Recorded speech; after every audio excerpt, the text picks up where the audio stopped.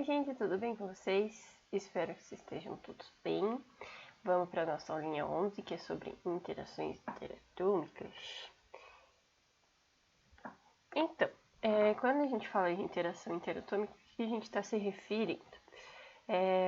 Quando eu pego, por exemplo, um copo de água.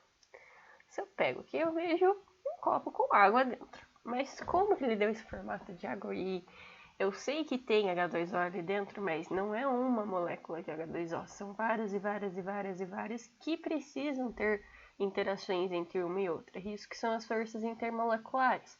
A força de interação... Força não, perdão. Também pode ser força, né? Eu coloquei aqui para vocês que elas também são chamadas de ligações ou forças intermoleculares. Ou seja, são as ligações que as moléculas fazem entre elas, são as forças que tem de ligação entre as moléculas, são as interações que tem entre as moléculas. Por isso, intermoleculares, porque é entre as moléculas. Se for intramoleculares, a gente está falando da ligação química, tá? Intramolecular é dentro da molécula. Dentro da molécula, a gente tem a ligação química entre os átomos. Aqui eu estou falando de uma interação entre moléculas, ok? Estão diretamente relacionadas à polaridade das moléculas, tá? Por quê? Porque nossas moléculas lá tem algumas que são polares, outras que são apolares. É essa polaridade que vai nos definir se essas interações são fortes ou fracas e como que elas vão se comportar a partir disso, porque algumas vão ter polos, outras não vão ter, então vai ter essa interação entre cargas também, igual lá na ligação iônica, parecido, tá? Primeira interação é o que a gente chama de interação de polo induzido, que também é chamado de força de London, também é chamado de dipolo instantâneo, que também é chamado de forças fracas de Van der Waals, beleza? Essa aqui tem mais nome, sim, que cada um foi chamando de uma coisa e ficou um monte de nome, só para confundir. Mas então, força de London, dipolo induzido, dipolo instantâneo e Van der Waals, tudo a mesma coisa, ok? Tem alguns autores que trabalham com a próxima interação como se fosse Van der Waals também. Então eu sempre digo que são forças fracas de Van der Waals, ok? É uma interação fraca de Van der Waals. São essas quatro, beleza? Não se esqueçam que tem 4 nomes possíveis para a mesma coisa. E por que dipolo induzido? Por que dipolo instantâneo? Por que forças fracas? Essas interações elas vão acontecer entre aquelas moléculas que são apolares, ou seja, elas não têm polo nenhum entre elas. E entre os átomos de gases nobres também acontece essa interação, porque gás nobre está ali, ele está estável também, não vai ter polo nenhum, como se ele fosse uma molécula polar, mas ele é um átomo. Então essa interação, o que vai acontecer? Como não existe polo, e mesmo não existindo polo, as moléculas elas vão acabar se chocando uma com as outras e vão induzir um polo nelas.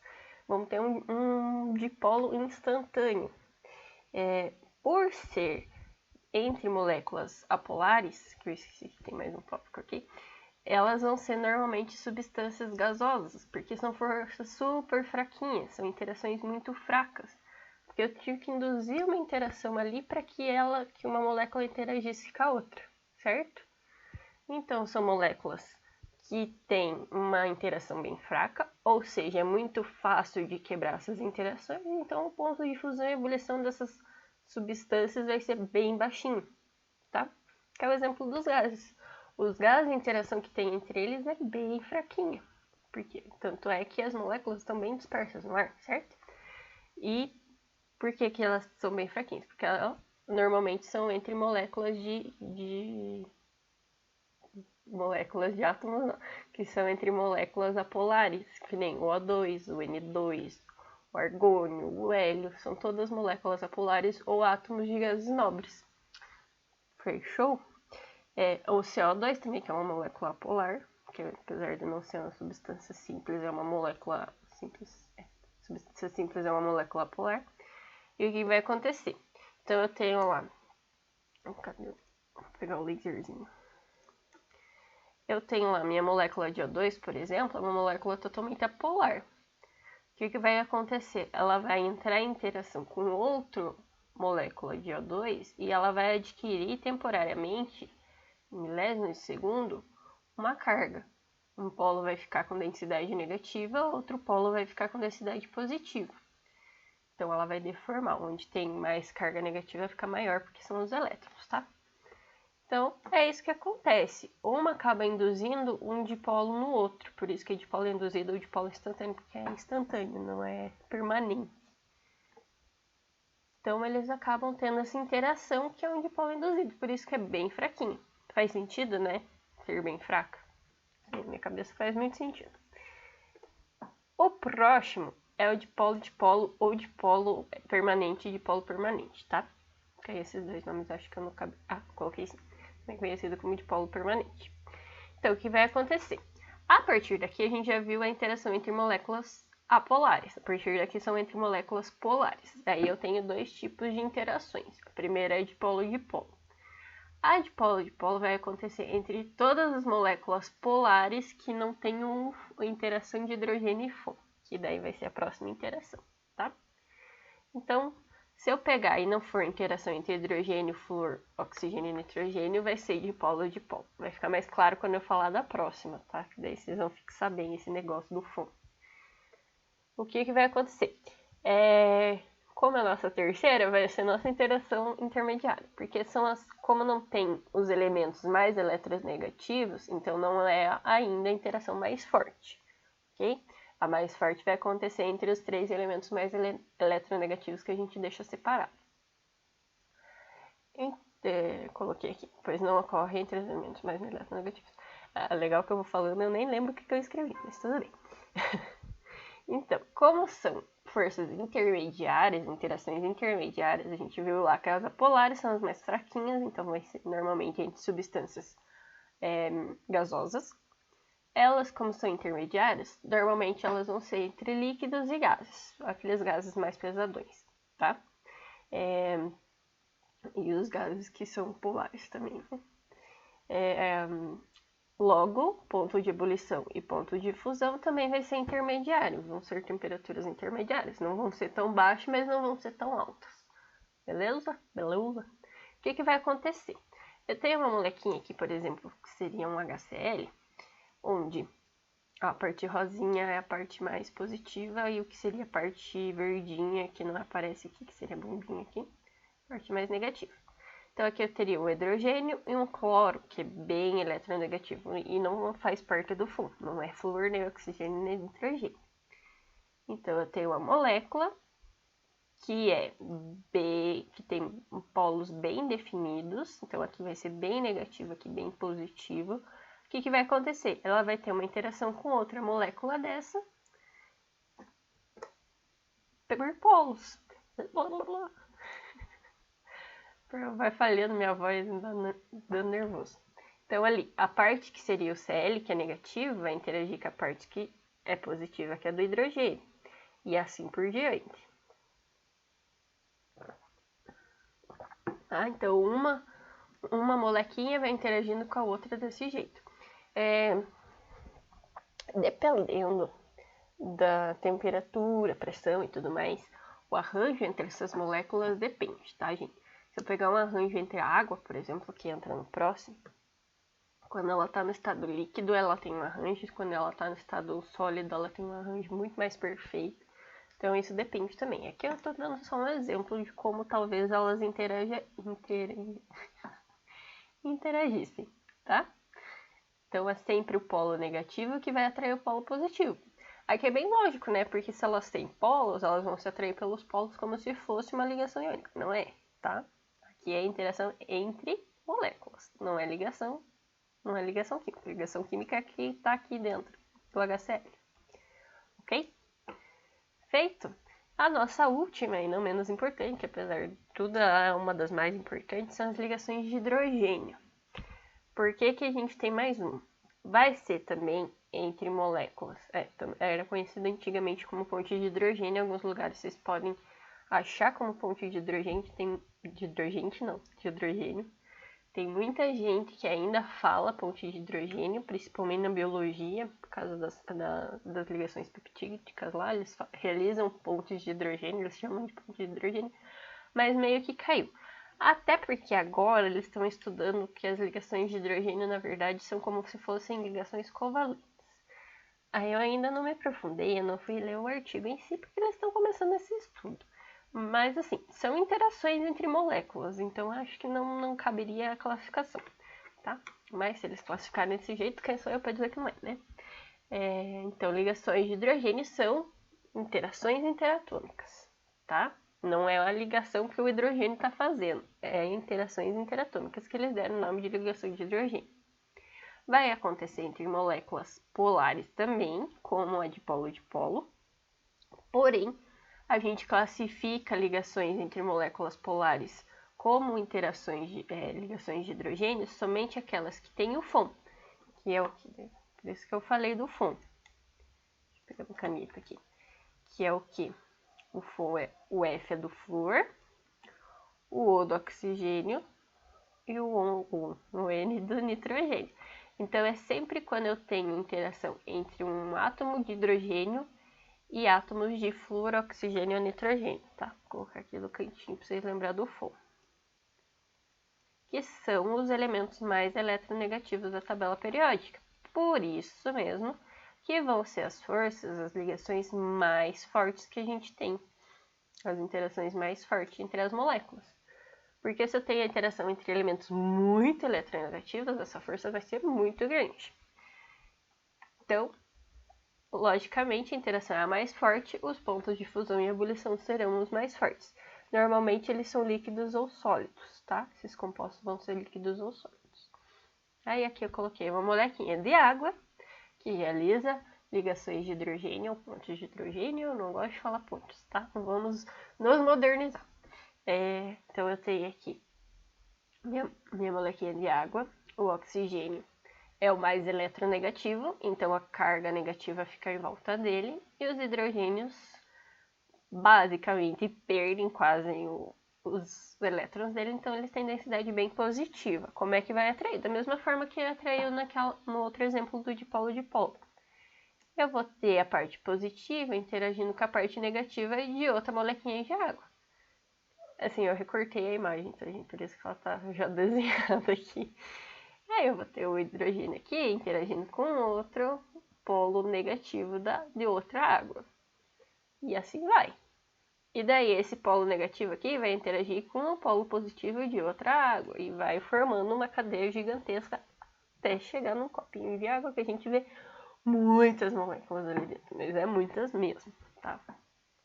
Depois quando a gente falar estequiometria, a gente vai ter uma noção de quantos átomos, quantas moléculas tem um determinado volume, beleza? É muito. Te garanto que são bastantes. São bastantes. Eu nunca sei essa parte do português do bastante, se a gente pode pôr no plural ou não. Mas isso, whatever. Pergunta pro professor de português pra vocês se eles tiverem a mesma. Beleza? Então são essas as três interações. A dipolo induzido, que são entre moléculas apolares, a dipolo-dipolo, que são entre moléculas polares que não têm o FON, e as ligações de hidrogênio, que são entre moléculas polares que têm o FON. A alotropia, eu acho que vocês já chegaram a ver um pouquinho lá com o professor Léo, ele falou rapidamente, para falar do de entalpia com vocês, creio eu.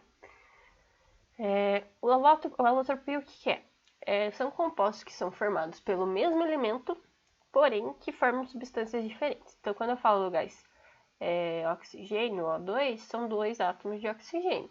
Quando eu falo do gás ozônio, é só oxigênio também, só que são 3 átomos de oxigênio.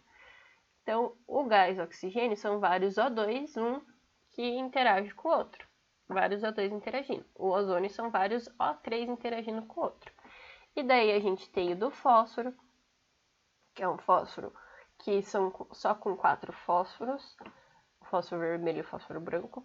E daí o outro fósforo, que é como se fosse essa cadeia de 4 aqui, só que uma interage com a outra, como se fosse um polímero. Vocês vão ver lá mais pra frente com o machado, que é um polímero. É como se fosse, porque polímeros são só orgânicos. Ele faz uma cadeia gigantesca de várias piramidezinhas assim de fósforo, tá?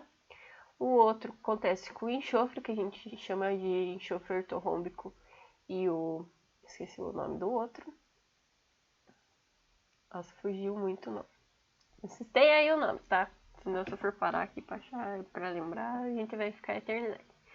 que o que vai acontecer? Eles sempre vão ter 8 enxofres, só que eles vão ter arranjos diferentes no espaço também. Monoclínico, lembrei o nome do outro. Então, o ortorrômbico e o monoclínico. O monoclínico vai formar essas, como se fossem cristalzinhos, assim, pontiagudos, e o ortorrômbico ele é mais cheinho. Então, cada um depende da estrutura de como ele vai se comportar no espaço. Um outro exemplo, que é o que mais aparece, e se for cobrado um dia de vocês para saber, vai ser, com certeza, carbono.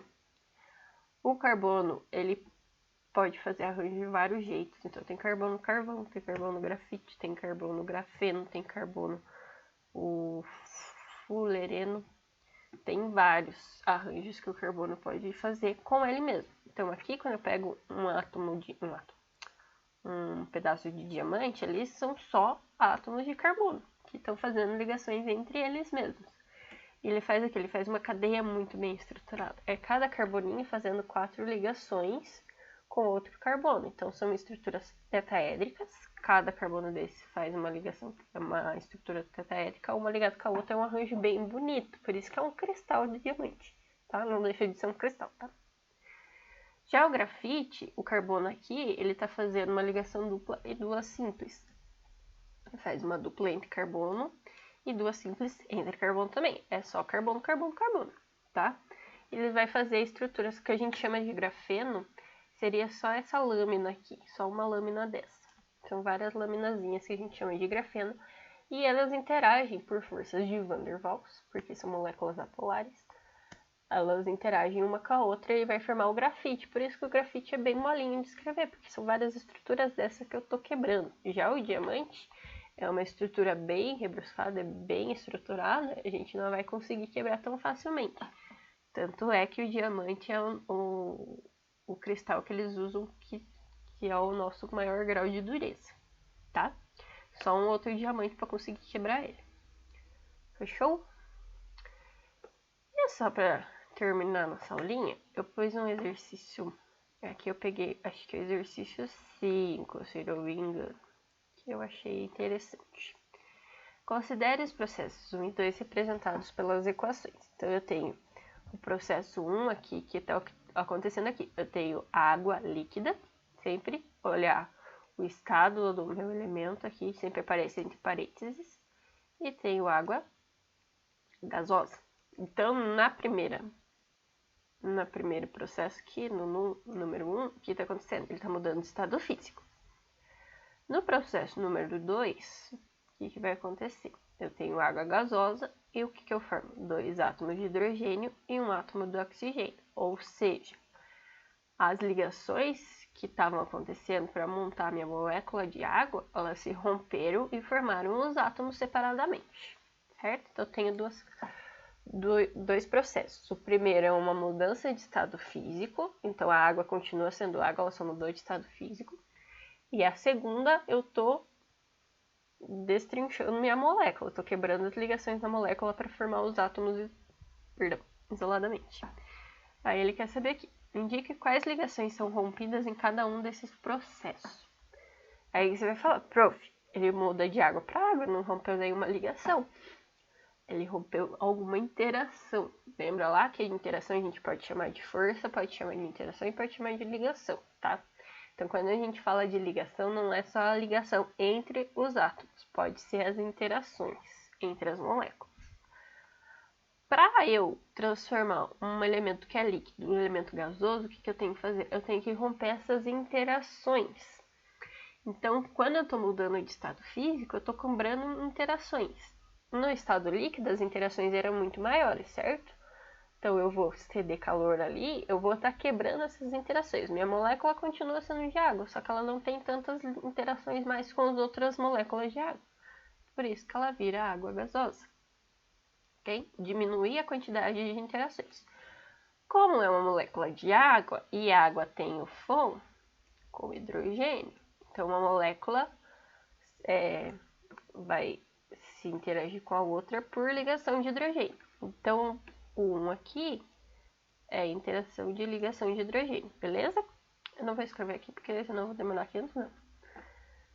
Já na 2 aqui, eu estou falando da das ligações dentro da minha molécula de água, certo? Que eu quebrei aqui. A minha molécula de água é assim. É muito horrível escrever com o mouse aqui. Esqueci de desmontar as molequinhas antes. Minha molécula de água é assim. O que vai acontecer? Vai quebrar essa ligação. Vai quebrar essa ligação. Eu vou ter um átomo de oxigênio e 2 átomos de hidrogênio. Certo? É isso que aconteceu. Aqui quebrou o quê? Ligação covalente. Então, na primeira eu tenho a ligação de hidrogênio, que seria a interação de ligação de hidrogênio que eu estou quebrando, tá? Que seria uma molécula de água interagindo com a outra. E daqui para cá, no segundo, eu tenho a quebra das ligações covalentes dentro da minha molécula. Então, uma são rompidas ligações interatômicas, a outra são rompidas interações intraatômicas. Tô falando tudo errado. Perdão. No primeiro são rompidas ligações intermoleculares, não é interatômicas, interatômicas já é outra coisa. Intermoleculares, e no segundo são rompidas ligações intramoleculares dentro da molécula, ok? Fechou? Certinho? Nossa aula bem rapidinha, bem tranquilinha. Essa parte de interações é bem importante, cai muito. E assim, não é um assunto que é para ser considerado difícil. Eu particularmente acho bem tranquilinho. São 3, não é tanto porque a gente tem que lembrar, e eles são fáceis de serem deduzidos, digamos assim, né? O único que vocês têm que mais prestar atenção é a ligação de hidrogênio, que tem que lembrar do fogo. O resto é só lembrar, é a molécula polar, então a interação vai ser fraca. É a molécula polar, a interação vai ser forte. Quanto mais polar, então quanto mais eletronegativo o meu elemento, mais forte. Então as ligações de hidrogênio vão ser as mais fortes. Beleza? Tranquilos? Até sexta que vem com os exercícios. E tchau. Boa semana para vocês no final de semana.